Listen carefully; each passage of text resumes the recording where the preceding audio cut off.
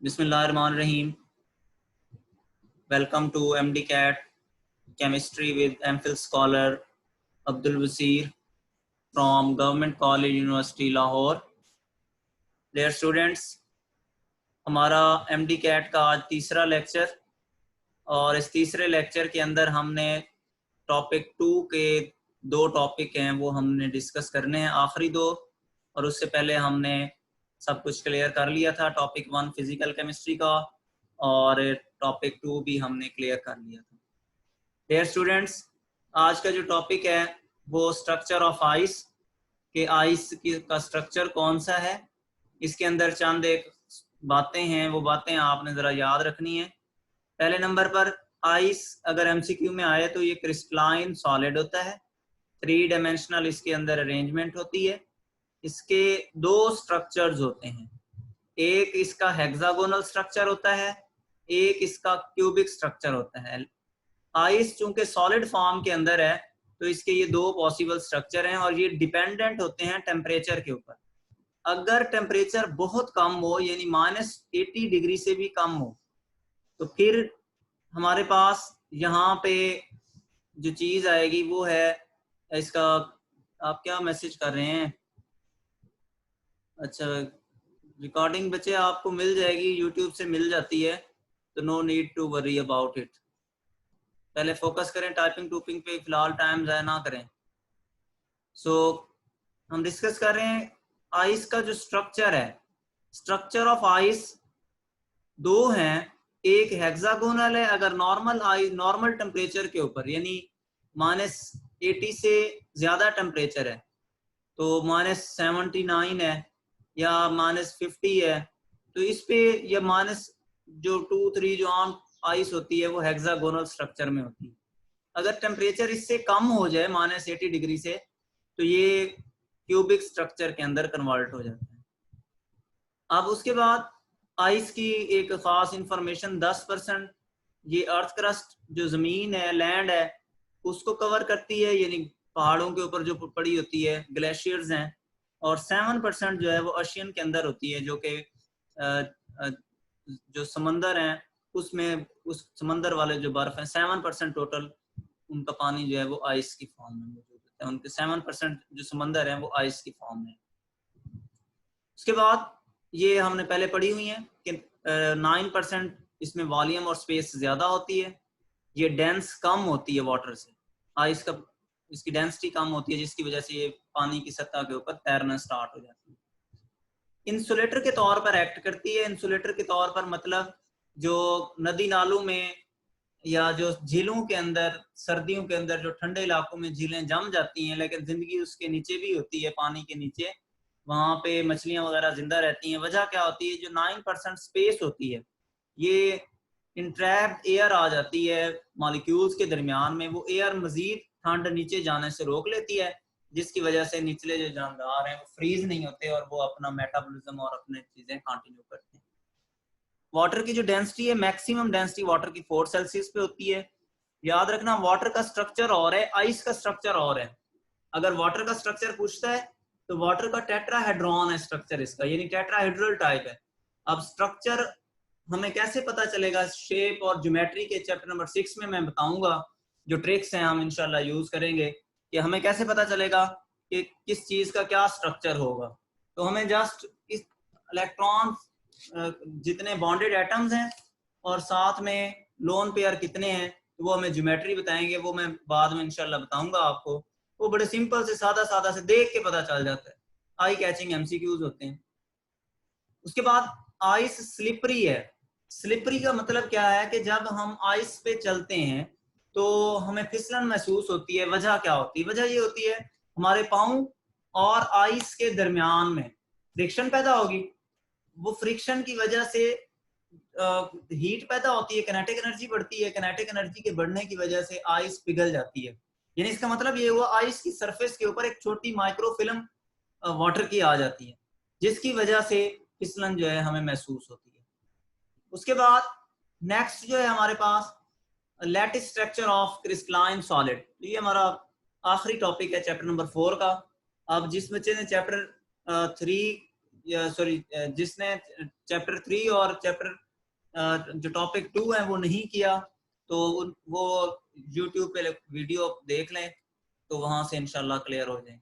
अच्छा, इसके अंदर सारे पोर्शन में से, सॉलिड के सारे पोर्शन में से सब कुछ खत्म है आपके सिलेबस के अंदर, कुछ भी नहीं है सॉलिड के अंदर, ना प्रॉपर्टीज है, ना आपको प्रॉपर्टीज ऑफ क्रिस्टलाइन सॉलिड्स करनी है, ना ही सिर्फ और सिर्फ एक टॉपिक करना है, और वो टॉपिक क्रिस्टल लैटिस, यानी पेज नंबर 98 से लेकर आपके पास पेज नंबर 101 तक। और ये पेज नंबर 101 के जो ऊपर टेबल है वही टेबल करना है, उसके अलावा कुछ भी नहीं करना आपने अपनी बुक का। तो यही पोर्शन जो मैंने यहाँ पे लिखा हुआ है बस यही आपने करना है। अब इसमें से भी ये भी इतना अहम नहीं है, ये जस्ट फॉर अंडरस्टैंडिंग, ये वाली चीजें अगर वो पूछ लेता है तो ये पूछ लेता है, जो चीज अहम है वो ये टेबल है बस।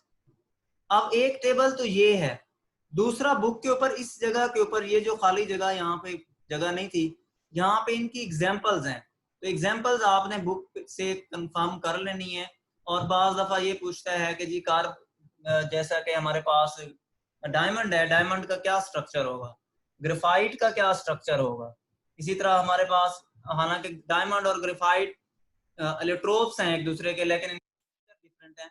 अब स्ट्रक्चर इनके कैसे फर्क आ रहा है, जो डायमंड का स्ट्रक्चर है हमारे पास वो क्यूबिक होता है, जबकि जो ग्रेफाइट का स्ट्रक्चर है वो हेक्सागोनल होता है। अब इनमें मॉलिक्यूल्स की अरेंजमेंट का डिफरेंस आ जाता है। तो जिस हवाले से हमने बात करनी है, इनकी एग्जांपल्स हमने वो मैंने अभी बोलनी भी है सारी। ग्रेफाइट और डायमंड का जरा ध्यान में रखना। इसी तरह सोडियम क्लोराइड का भी क्यूबिक होता है। बाकी जो कॉइनेज मेटल है, कॉइनेज मेटल कौन सी होती हैं जिसको आपने याद रखना है कजन आगे आओ के नाम से, कॉपर, सिल्वर और गोल्ड। तो इसको आपने जरा कजन आगे आओ के नाम से याद रखेंगे तो कॉइनेज मेटल भी क्यूबिक इन स्ट्रक्चर होती हैं। और इसी तरह आयरन भी जो है वो क्यूबिक इन स्ट्रक्चर होती है, सोडियम क्लोराइड और सोडियम ब्रोमाइड भी। तो क्यूबिक को आपने जरा ज्यादा चेक करना है। तो बाकी ये 7 सिस्टम है, टोटल 7 क्रिस्टल सिस्टम्स हैं। ये आपके बुक के अंदर ये पैट इंफॉर्मेशन है। इसके लिए याद इसको कैसे करना है, इसके एक छोटा सा ट्रिक है वो मैं आपके साथ शेयर करने लगा हूँ। पहले हम बात करते हैं क्रिस्टल लैटिस क्या होता है। ये बेसिकली पोजीशन ऑफ पार्टिकल्स की तरतीब होती है, यानी जो मॉलिक्यूल्स के अंदर एटम्स किस किस जगह पे मौजूद हैं 3 डायमेंशनली स्पेस के अंदर। क्रिस्टल का मतलब ही हमारे पास 3 डायमेंशन होता है। तो यानी 3 डायमेंशनल अगर स्ट्रक्चर होगा तो वो क्रिस्टलाइन या क्रिस्टल वाला स्ट्रक्चर होगा। अब वो crystal 3 dimension X axis, Y axis, Z axis के ऊपर वो सिर्फ और सिर्फ 7 है। अब जरा देखते हैं वो किस तरह एटम्स आपस में तरतीब से पड़े हुए हैं, उस तरतीब को कहते हैं क्रिस्टल लैटिस। तो जो पोजीशन होती है पूरी क्रिस्टल्स के अंदर, अब एक क्रिस्टल्स होती है वो बहुत उसके अंदर लाखों मॉलिक्यूल्स मौजूद होते हैं, वो किस तरतीब के साथ एक्स एक्सिस, वाई एक्सिस और जी एक्सिस के साथ पड़े हुए हैं, तो उसको हम कहते हैं क्रिस्टल लैटिस। और अगर उनकी तरतीब को, उनके एटम्स को जुदा करें तो जुदा करने के लिए जो एनर्जी चाहिए होती है तो वो जो लैटिस एनर्जी कहलाती है। ये हम चैप्टर नंबर 7 के अंदर डिस्कस करेंगे कि लैटिस एनर्जी ऑफ NaCl क्या होगी, कैसे हमने कैलकुलेट करनी है। यानी ये एक मैंने यूनिट सेल बनाया हुआ है। यूनिट सेल का मतलब क्या है, ये एक क्रिस्टल है, ये क्यूबिक क्रिस्टल है, ये एक क्यूब को रिप्रेजेंट कर रहा है। इसमें 2-3 चीजें याद रखना, हालांकि ये इतना अहम नहीं है। इसके अंदर 6 डायमेंशंस हैं या 6 क्रिस्टलोग्राफिक एलिमेंट्स हैं। इसके 3 लेंथ हैं। एक लेंथ ये वाली देखें ए, जो ये बाहर पड़ी हुई है इस तरह अगर है ए, ये जो इस तरह जा रही है वर्टिकली ये बी, और ये जो आ रही है ये जी एक्स के ऊपर, जी एक्सिस के लिहाज से जो हमें नजर आ रही है तो ये सी। तो 3 लेंथ हैं, एक ए, दूसरी बी और तीसरी सी। तो सेल, यूनिट सेल की लेंथ कितनी है, 3 है, ए बी सी। और इसके एंगल कितने हैं, और ये याद रखना, अब ये ए है, अल्फा है, तो अल्फा के सामने वाला जो एंगल बना रहा होगा तो बी और सी के दरमियान में, ए यूनिट लेंथ है, ए के सामने जो एंगल है, अब ये देखें बी और सी के दरमियान में, यानी अल्फा के, ए के सामने अल्फा पड़ा हुआ है इसका एंगल। इसी तरह बी की अगर हम बात करते हैं, ये बी है, तो बी के सामने कौन सा है, ये बी है, ये बी के सामने इसके ये साइड पे पड़ा हुआ है बीटा, यानी इस ए और सी के दरमियान में। इसी तरह हमारे पास सी है, सी की अगर हम बात करते हैं, ये हमारे पास सी है, तो ये किस किस के दरमियान में पड़ा हुआ है, ए और बी के दरमियान में। ए और बी के दरमियान में हमारे पास कौन सा है, गैमा। तो ये तीन इसके एंगल्स हैं, यूनिट सेल के तीन एंगल और तीन क्या होती हैं, लेंथ होती है।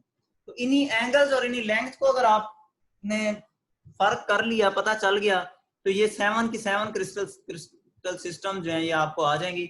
बुक से जस्ट आपने रीडिंग कर लेनी है इस पूरे टॉपिक की, क्रिस्टल लेटस की, और ये सारा यहाँ पेज नंबर 98 से 101 तक। तो अब हमने करना क्या है, सबसे पहला काम 7 क्रिस्टल सिस्टम, कटोम और टॉम एंड जेरी, कटोम कैट, ठीक है, बिल्ली चूहे वाला ड्रामा बड़ा मशहूर है।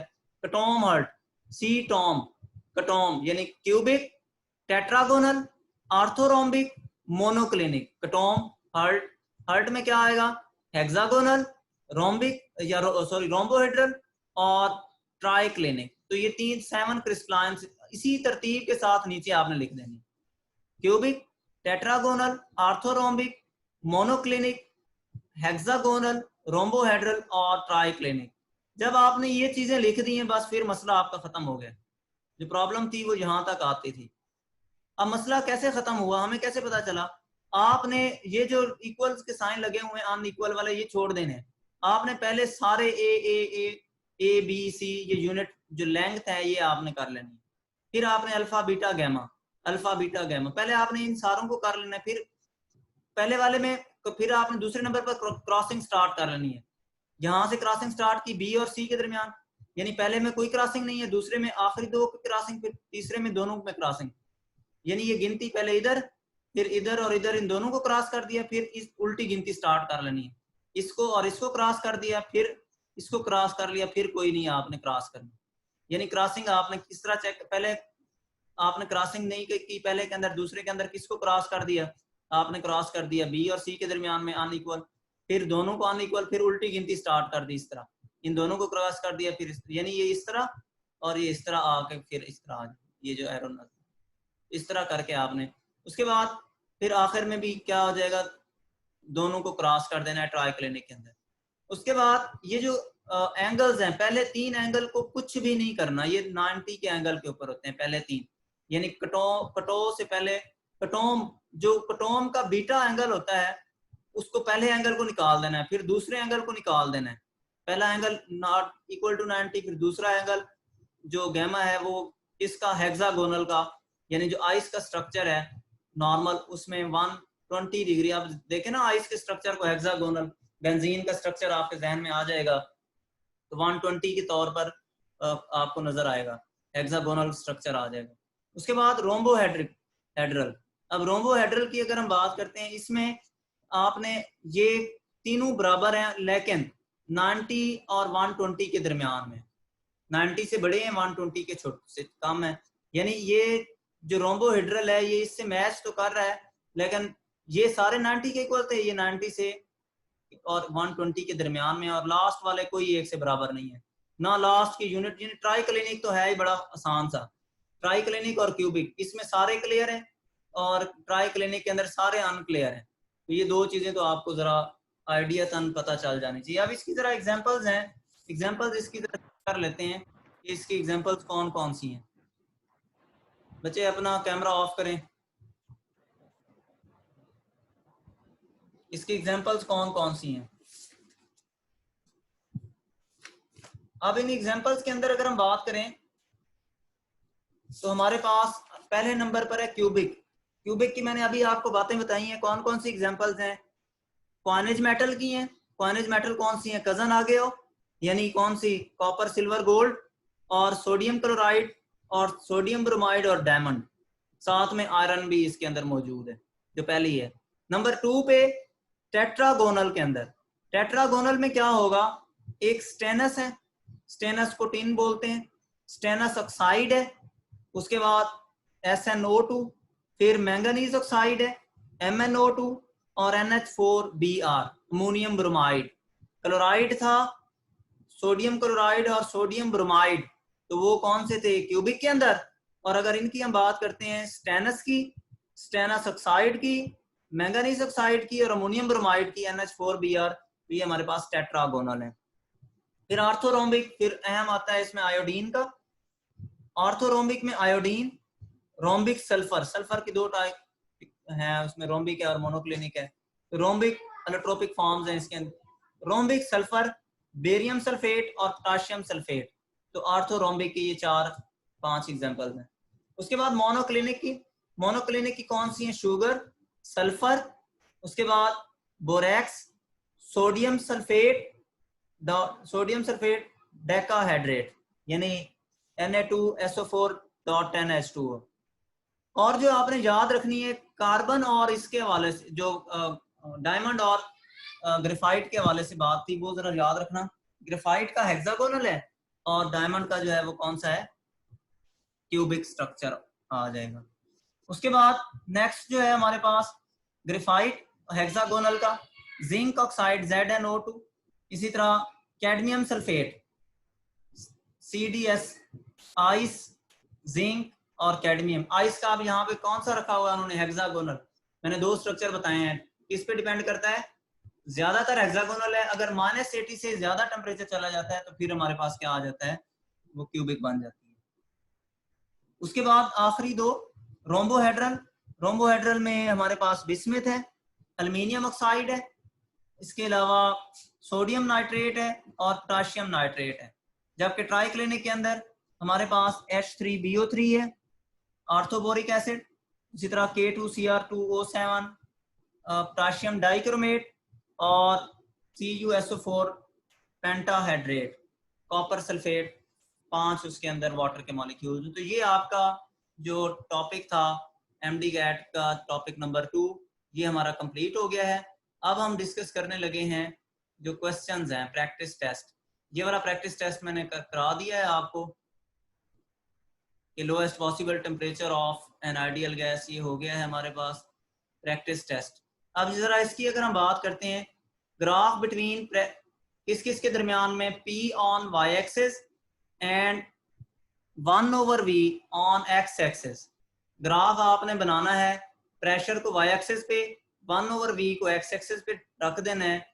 एट टेम्परेचर T, कोई गिवन टेम्परेचर है, कांस्टेंट टेम्परेचर है, तो आपके पास जो आएगी कर्व क्या आएगी? लाइन जो है स्ट्रेट लाइन आएगी, आइसोथर्म आएगी, या फिर पैरेलल लाइंस जाएंगी, या इनमें से कोई नहीं होगा।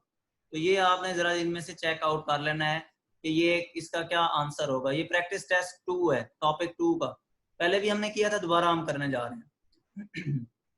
उसके बाद absolute temperature of gas is hypothetical, actual, achievable, all of these.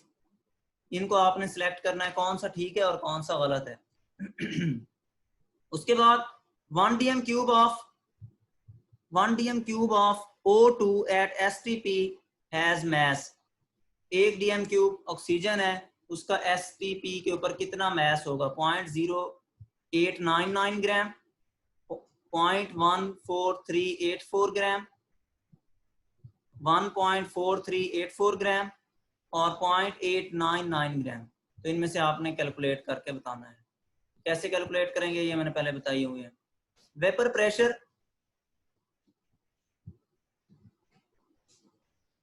Vapour pressure at 100 Celsius is dash torr. 100 Celsius के ऊपर वेपर प्रेशर कितना होता है? टेम्परेचर दिया गया है तो वेपर प्रेशर कितना होगा? 700 टॉर, 1489 टॉर, 760 टॉर, 23.7 टॉर। उसके अलावा the dash gas will diffuse rapidly. इनमें से कौन सी गैस जल्दी डिफ्यूज हो जाएगी? जिसका मैस सबसे कम होगा वो जल्दी डिफ्यूज हो जाएगी। Number of molecules of 1 dm cube of water. 1 dm cube water के अंदर कितने मॉलिक्यूल्स होंगे? Is close to 55.5 Na, 0.55 Na। इसके अलावा आपके पास नेक्स्ट जो आ जाता है Na, यहाँ पे एवोगैड्रोस नंबर है 5.55 Na और आपके पास आ जाता है 0.55 Na। तो ये आपने जरा चेक करना है, ये सॉरी 55 Na। उसके बाद most abundant element on the earth crust. Earth crust में सबसे ज्यादा एलिमेंट कौन सा पाया जाता है? ऑक्सीजन, नाइट्रोजन, एल्युमिनियम या फिर सल्फर? या फिर सिलिकॉन, सॉरी Si, सिलिकॉन। उसके बाद जो हमारा अगला इसका दूसरा पोर्शन है, थोड़ी सी तरतीब आगे पीछे हुई हुई है। 1 pascal is equal to, 1 pascal किसके इक्वल होता है? 1 mmHg, 1 जॉल, 1 psi या 1 न्यूटन पर मीटर स्क्वायर। ये यहाँ से जरा निकला कटा हुआ है, तो 1 न्यूटन पर मीटर स्क्वायर इसका आंसर है डी। तो इसका आंसर भी यही है, 1 न्यूटन पर मीटर स्क्वायर वाला। तो ये मैंने आंसर बता दिया आपको, ये वैसे भी इंफॉर्मेशन है, वहां से चेक कर लेना। यूनिट सेल डायमेंशन, अब जरा देखें क्या चीज आ गई, a naught is equal to b is equal to c, ये आपस में बराबर है। Alpha is equal to beta is equal to 90। किस चीज को बाहर निकाला? दूसरी वाली चीज को बाहर निकाला। तो आपने पहली वाली चीज को बाहर निकालना था एंगल के अंदर, जो पीछे हमने पढ़ी है। यानी अगर हम इसकी बात करते हैं तो ये देखें जरा, ये वाला चीज पहले, ये तो चीजें बराबर आ जाएंगी। इसके अंदर देखें, ये वाली है, सॉरी, इसमें जरा देखें, alpha is equal to beta is equal to gamma, हमने इसको बाहर निकाल दिया है। 120 की तो हेक्सागोनल है। इधर क्या है, a is equal to b equal to c के। अब a is equal to b is equal to c, a is equal to b is equal to alpha beta gamma, ये इनके दरमियान में आ रहे हैं, तो ये आपके पास रेंज बन रही है। तो ये जरा आप उसमें से चेक करें, वेरीफाई करें क्वेश्चन में पूछ क्या रहा है। तो unit cell dimension a alpha beta, तो ये आपके पास आ रही हैं यहाँ पे, यहाँ पे कट करना है आपने। ये जो B और C के दरमियान में है, इसको आपने कट करना है, अदरवाइज ये वाली ठीक नहीं होगी आपको। तो इसको, ये जो यूनिट लेंथ है यहाँ पे B और C, MCQ में थोड़ा टाइपिंग मिस्टेक आई हुई है। तो ये कौन सा होगा? तो ये हमारे पास हेक्सागोनल होता है, यानी 120 के गैमा 120 के इक्वल हो, जबकि बाकी जो दो चीजें वो 90 के इक्वल हो। तो ये हमारे पास शर्त यहाँ पे B और C आपस में इक्वल नहीं होती यहाँ पे, ये बात जरा ध्यान में रख लेना। उसके बाद नंबर 3 पे, how many crystal system are categorised, कितनी क्रिस्टल सिस्टम है? 5, 7, 10, 15। तो कटोम हल्ट टोटल आपको पता चल जाएगा, 7 अल्फाबेट्स हैं तो 7 है। उसके बाद glycerine can be boiled at lower temperature by, glycerine को लोअर टेम्परेचर पे बॉयल कर सकते हैं, कैसे?